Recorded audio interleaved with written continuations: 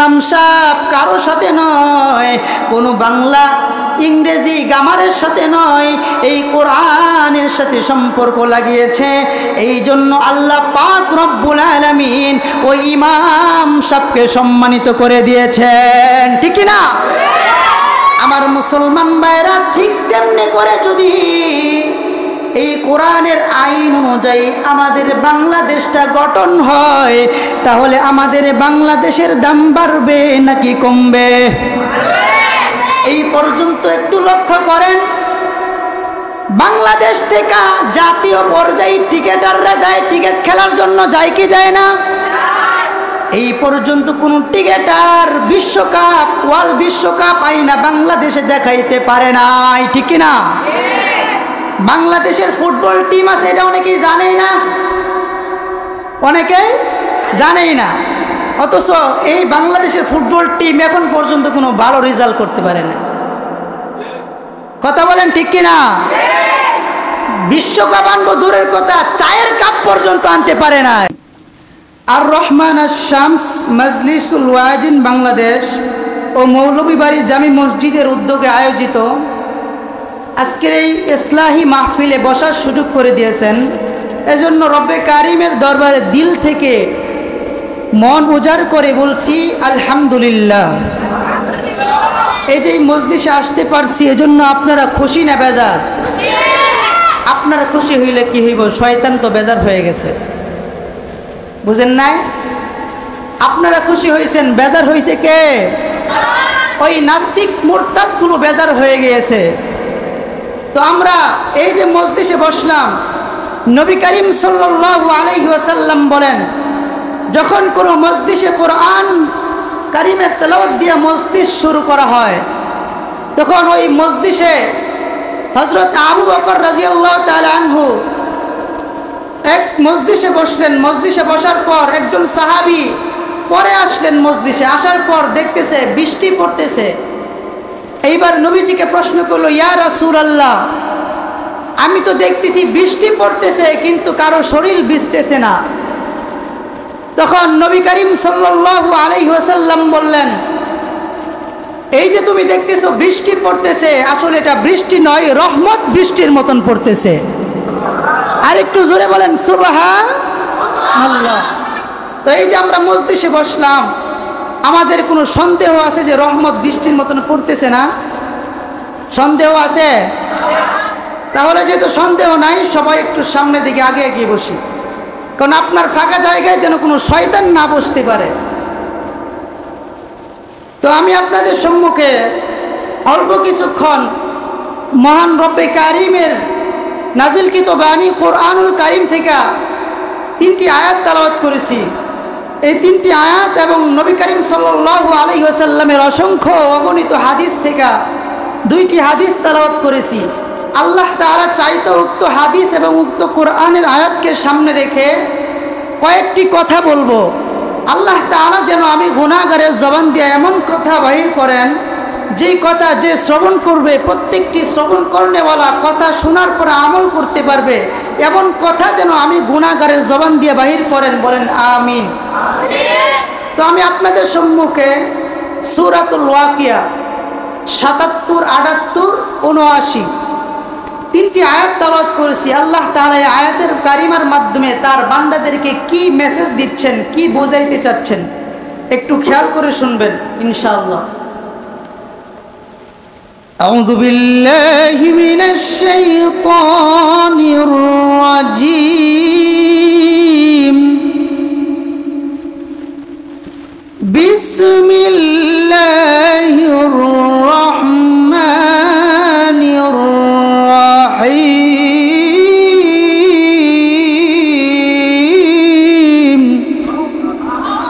আরেকটু জোরে বলেন আল্লাহু আকবার। ইন্নাহু লাকুরআনুন কারীম।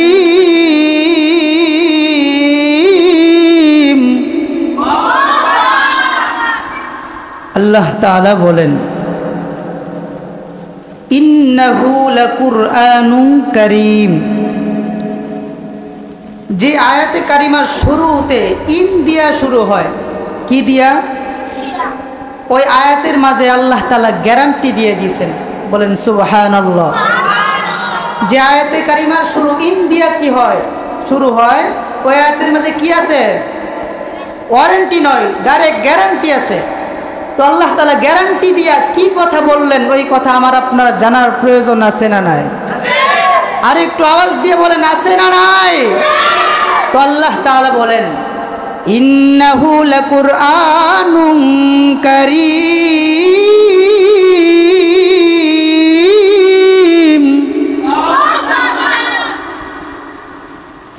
নিশ্চয়ই এই কোরআন সম্মানিত কিতাব।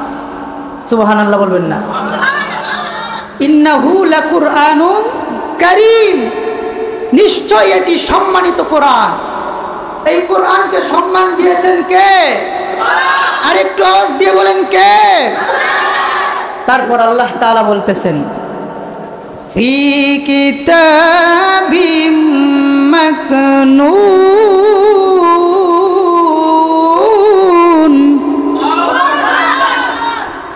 প্রথম আয়াতে আল্লাহ তাআলা বলেন নিশ্চয় এই কোরআন সম্মানিত কিতাব।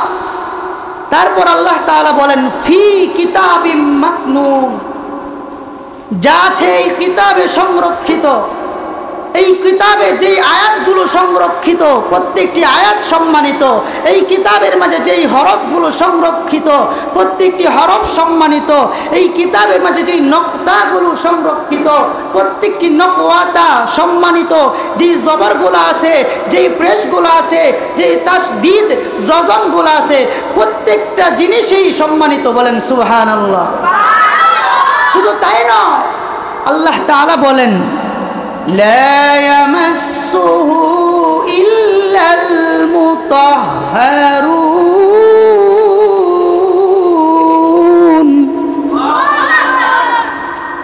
এই কোরআন কিরকম সম্মানিত? যারা এই কোরআনকে স্পর্শ করবে তারা যেন পবিত্রতা না হয়ে এই কোরআনকে স্পর্শ না করে। সুবহানাল্লাহ।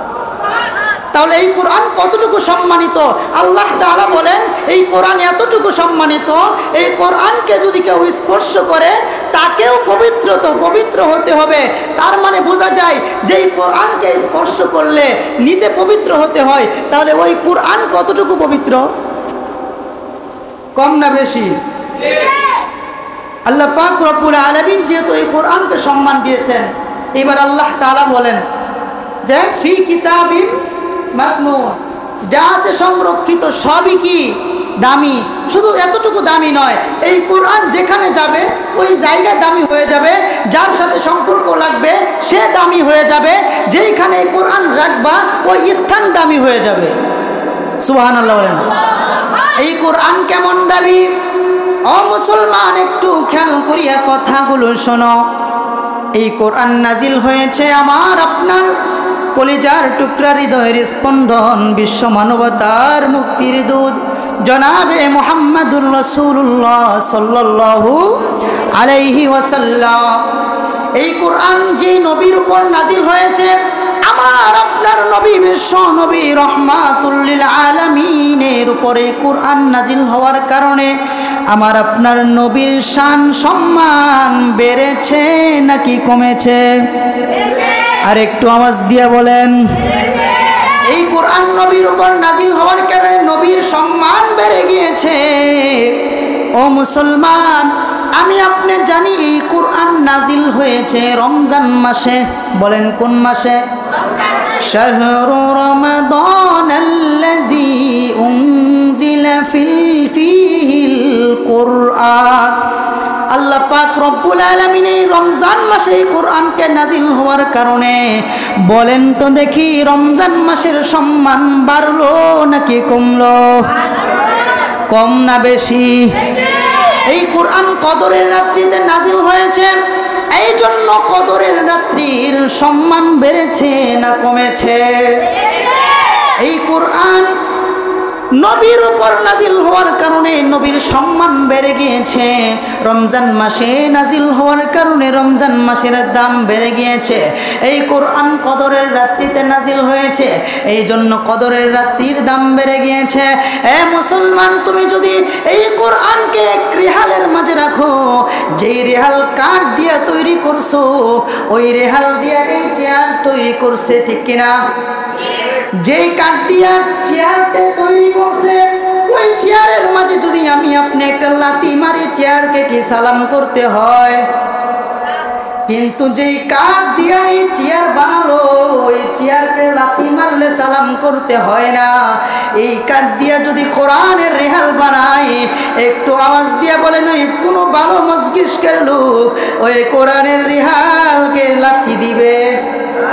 আর একটু জোরে বলেন, কেন লাথি দিবে না? কারণ এটার মাঝে কোরআনের সাথে সম্পর্ক হয়ে গেছে, ঠিক কিনা? এই কোরআনের সাথে রিহালের সম্পর্ক লাগার কারণে রিহালের সম্মান বেড়েছে নাকি কমেছে?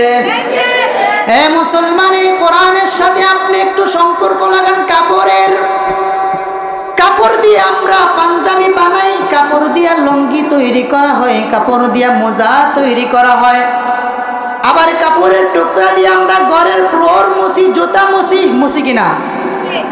একটু খেয়াল করেন, এই কাপড়ের টুকরা দিয়া, যেই কাপড়ের টুকরা দিয়া জুতা মুছেন, ফ্লোর মুছেন, ঠিক তেমনি করে আরেকটি কাপড়ের টুকরা দিয়ে একটি কোরআনের জন্য গিলাফ বানালেন। আপনি একটু চিন্তা করিয়া বলেন, কোনো ভালো মজলিসের লোক ওই কোরআনের গিলাফ দিয়া জুতা মুছতে পারে? ঘরের ফ্লোর মুছতে পারে? কেন পারে না? কারণ এই কোরআনের গিলাফের সাথে কোরআনের সম্পর্ক হয়ে গিয়েছে, ঠিক না? আমার মুসলমান ভাইয়েরা একটু খেয়াল করে শুনেন, এই কোরআনের সাথে সম্পর্ক লাগার কারণে যদি নবীর দাম বাড়তে পারে, এই কোরআনের সাথে সম্পর্ক লাগার কারণে যদি রমজান মাস কদরের রাত্রিতে দাম বাড়তে পারে, এই কোরআনের সাথে সম্পর্ক লাগার কারণে যদি ওই কাঠের তৈরি রিহালের দাম বাড়তে পারে, এই কোরআনের সাথে সম্পর্ক লাগার কারণে যদি ওই কাপড়ের তৈরি গিলাফের দাম বাড়তে পারে, আমি আপনি মুসলমান যদি এই কোরআনের সাথে সম্পর্ক লাগাই, তাহলে আমার আল্লাহ পাক আমার আপনার দাম বাড়াবে নাকি কমাবে? আর একটু আওয়াজ দিয়ে বলেন। তাহলে যেহেতু এই কোরআনের সাথে সম্পর্ক লাগার কারণে এত কিছুর দাম বাড়তে পারে, আমাদের পরিপূর্ণ বিশ্বাস এবং আস্থা, এই কোরআন যে পড়বে আল্লাহ পাক রব্বুল আলামিন তাকেও সম্মানিত করে দিবেন, ঠিক না? মসজিদের মুসল্লি দামি পোশাক পরলো, এমপি সাহেব পিছনে দাঁড়িয়ে গেল, সিরা পাঞ্জাবি পরা হুজুরকে সামনে দাঁড় করায় দেয়, আছে না নাই? এত কুটটাই প্যান্ট পরিয়া পিছনে মসজিদে মুসল্লির কাতারে দাঁড়িয়ে যায়, আর সিরা পাঞ্জাবি ওয়ালা লোকটাকে সামনের ইমামতির দায়িত্ব দিয়া দেয়। কেন? কারণ ও ইমাম সাহেব কারো সাথে নয়, কোনো বাংলা ইংরেজি গামারের সাথে নয়, এই কোরআনের সাথে সম্পর্ক লাগিয়েছে। এই জন্য আল্লাহ পাক রব্বুল আলামিন ওই ইমাম সাহেবকে সম্মানিত করে দিয়েছেন, ঠিক না? আমার মুসলমান ভাইরা, ঠিক তেমনি করে যদি এই কোরআনের আইন অনুযায়ী আমাদের বাংলাদেশটা গঠন হয়, তাহলে আমাদের বাংলাদেশের দাম বাড়বে নাকি কমবে? এই পর্যন্ত একটু লক্ষ্য করেন, বাংলাদেশ থেকে জাতীয় পর্যায়ে টিকেটাররা যায়, টিকিট খেলার জন্য যায় কি যায় না? এই পর্যন্ত কোন টিকেটার বিশ্বকাপ, ওয়ার্ল্ড বিশ্বকাপ আইনা বাংলাদেশে দেখাইতে পারে নাই, ঠিক না? বাংলাদেশের ফুটবল টিম আছে, এটা অনেকেই জানেই না, অনেকেই জানেই না। অথচ এই বাংলাদেশের ফুটবল টিম এখন পর্যন্ত কোনো ভালো রেজাল্ট করতে পারে না। কথা বলেন ঠিক কিনা? বিশ্বকাপ আনবো দূরের কথা, চায়ের কাপ পর্যন্ত আনতে পারে না। কিন্তু এই কোরআন দেখিয়ে দিয়েছে, এই কোরআনের হাফেজেরা বাংলার জমিন থেকে 200 রাষ্ট্র থেকে বাংলার জমিনের বাংলার জমিনে লাল সবুজের পতাকাকে 200 রাষ্ট্রের মাঝে প্রথম স্থানে নিয়ে বাংলাদেশের কোরআনের হাফেজরা দেখিয়ে দিয়েছে। আরেকটু আওয়াজ দিয়ে বলেন ঠিক কিনা? তাহলে এই কোরআন যেখানে যাবে ওই জায়গা দামি, যেই নবীর উপর যাবে সেই নবী দামি, যেই মাসে কোরআন নাজিল হয় সেই মাস দামি, যেই মসজিদে কোরআনের তেলাওয়াত হয় মসজিদ দামি, যেই মাদ্রাসায় কোরআন শিক্ষা করানো হয় ওই মাদ্রাসাও দামি। কথা বলেন ঠিক কিনা? যেই হুজুর কোরআন পড়ছে, কোরআনের সাথে সম্পর্ক লাগাইছে সেও দামি। যেই মুসল্লি প্রতিদিন মেহনত করিয়া করিয়া কোরআন শিখে, কোরআনের মস্ক করে, সেই মুসল্লিও দামি। কথা বলেন ঠিক কিনা? তার মানে বোঝা যায় কোরআন যেখানে যাবে সেখানেই দামি হয়ে যাবে। কোরআন যার সাথে সম্পর্ক লাগবে সেই দামি হয়ে যাবে। তাহলে আমার আপনার কোরআনকে ভালোবাসার প্রয়োজন আছে না নাই? কম না বেশি? তাহলে আমরা চাই কি চাই না এই বাংলাদেশ, আগামী বাংলাদেশ কোরআনের রাষ্ট্র গঠন হবে? বলেন ইনশাআল্লাহ। আমরা চাই কি চাই না? যদি আমরা বাংলাদেশকে কোরআনের রাষ্ট্র গঠন হবে এইরকম ইচ্ছা থাকে, আমাদের মসজিদের মেম্বারগুলোতে ওই রকম হক্কানি আলেম বসাতে হবে যে হক কথার মাধ্যমে আমাদের সমাজকে গঠন করতে পারবে। ঠিক না? আর যদি ওই রকম আলেম বসান, কিরকম? ওই রকম, কিরকম? এইরকম। একটা ঘটনা বলবো। এক আলেম, আপনি কিছুদিন আগে যান, 400-500 বছর 200 বছর আগে যান, ওই সময় আলেম মসজিদের ইমাম সাহেবরা হাফেজ ছিল না, খুব কম ছিল। হাফেজও না, আলেমও না, সাধারণ মানুষ, একটু বুজুর্গ, তাকেই ইমাম বানিয়ে দিছে। এরকম ছিল, মোটামুটি একটু সহি শুদ্ধ বা মোটামুটি কোরআন তেলাওয়াত করতে পারে, তাকে কি করছে? ইমাম বানিয়ে দিছে। তো এক ইমাম সাহেব, ওই জমানায় নিয়ম ছিল যদি এই জমানায় কোনো মানুষ মারা যায়, এলাকায় কোনো মানুষ মারা যায়, তার জানাজা যেই হুজুর পড়াবে বাকি যত দাওয়াত আছে সব দাওয়াত ওই হুজুরের, বাকি যত ব্যবসা আছে সব ব্যবসা কার? ওই হুজুরের। তো এইবার ইমাম সাহেব পকেটের অবস্থা খুব খারাপ, ঘটনা খুব মনোযোগ, পকেটের অবস্থা খুব খারাপ। এইবার ইমাম সাহেব মনে মনে দোয়া করে, শুনতে পারছে যে এলাকার মাঝে একটা প্রভাবশালী লোক, তার বাবা অসুস্থ। এইবার ইমাম সাহেব মনে মনে দোয়া করে, আল্লাহ মরে না কে, মরে না কে। তার বাবা মরলেই তো জানাজা পড়ে কে? ইমাম সাহেব। বাকি সব ব্যবসা কার? ইমাম সাহেবের। তো এইবার হঠাৎ করে ইমাম সাহেব দোয়া করতে করতে একদিন হঠাৎ করে ইমাম সাহেব সফরে বাইর হয়েছে, অনেক দূরে। দূরে সফরে যাওয়ার পর খবর পাইছে যে ওই যে প্রভাবশালীর লোক, প্রভাবশালীর বাবা অসুস্থ ছিল, ওই বাবা ইন্তেকাল করছে। এইবার ইমাম সাহেব তো ওই জায়গা থেকে খালি ইন্না নিল্লা পড়তে পড়তে দৌড়ে দৌড়ে আইছে। জানাজা পড়াইলি তো কথা বলে না। তাহলে এইবার ইমাম সাহেব দৌড়ায় আসছে, আসার পর দেখে জানাজা শেষ। মানে কি? ব্যবসা শেষ। কি শেষ? ব্যবসা। এইবার ইমাম সাহেব আইসা থেকে জানাজা শেষ। এখন ইমাম সাহেব মূর্খ, মুসল্লিও কি মূর্খ। এখন ইমাম সাহেব যা ফতোয়া দিব মুসল্লি এটা মানতে বাধ্য। কথা বলেন? ইমাম সাহেব যেই ফতোয়া দিব মুসল্লি মানতে কি বাধ্য। এইবার ইমাম সাহেব ফতোয়া দিয়েছে যে জানাজা কে পড়াইছে? ওই হুজুর। আপনি যে জানাজা পড়াইছেন, যার বাবার জানাজা পড়াইছেন, জানাজার মাঝখানে কি তার বাপ তার ছেলে মেয়ের নাম নিয়ে কোনো আয়াত বানাইছিলেন? নাউজুবিল্লাহ কয় না? তার ছেলে মেয়ের নাম নিয়ে কোনো আয়াত বানাইছিলেন? তো এবার না বানাইছি না। তো তাহলে তো জানাজাই হয় নাই। আপনি কার জানাজা পড়াইছেন? কত মানুষই তো শুয়ে রয়েছে, বুঝে না? কত মানুষই তো শুয়ে রয়েছে, কার জানাজা পড়াইছেন? তাহলে কি করা লাগবো? এবার হুজুর ফতোয়া দিছে যে জানাজা আবার পড়া লাগবো, নতুন করে আয়াত বানানো লাগবো। যার বাবা মারা গেছে তার ছেলে মেয়ের নাম নিয়ে আয়াত বানাইতে হইব। এবার ওই হুজুর তো আয়াত বানাইতে পারে না। এখন যে হুজুর পারে সেই হুজুর জানাজা পড়াইব। এখন যদি আবার জানাজা পড়াই তাহলে কে পড়াবে? ইমাম সাহেব। কে পড়াবে? ইমাম সাহেব। এইবার ইমাম সাহেব আবার জানাজা শুরু করছে, আল্লাহু আকবার বইলা জানাজা শুরু করছে। প্রথম তাকবীর সুবহানাল্লাহ সানা পয়রা শেষ, আবার আল্লাহু আকবার দুরূদ শরীফ শেষ, আবার আল্লাহু আকবার মাইয়াতের জন্য দোয়া করছে, আবার আল্লাহু আকবার বলছে। এখন চিন্তা করতেছে আমিও তো আয়াত বানাই নাই, তারপরে নামাজ শেষ করে আগের হুজুরও আয়াত বানাই নাই, আমিও আয়াত বানাই নাই, ফিটনি তো একটাও মারি ধরবো না। কই ধরবো? পিঠে। এইবার ইমাম সাহেব চতুর্থ তাকবীরের পর আয়াত বানাইতে হইব না, কারণ যেহেতু ফতোয়া দিছি, ফতোয়া তো কাজে লাগাইতে হইব। এইবার উচ্চ আওয়াজে জানাজার মাঝে উচ্চ আওয়াজে তেলাওয়াত করা যাবে যাবে না। এইবার ইমাম সাহেব উচ্চ আওয়াজে শুরু করে দিয়েছে, একটু গভীর মনোযোগ। ওয়ালিদ কা নাম ইমরান ওয়ালিদা ফাতেমা উসকা নাম রমজান ফাবিআই আলাই রব্বিকুমা তুকাজ্জিবান। নাউজুবিল্লাহ কয় না? ইমাম সাহেব আয়াত বানাইছে ওয়ালিদ কা নাম ইমরান ওয়ালিদা ফাতেমা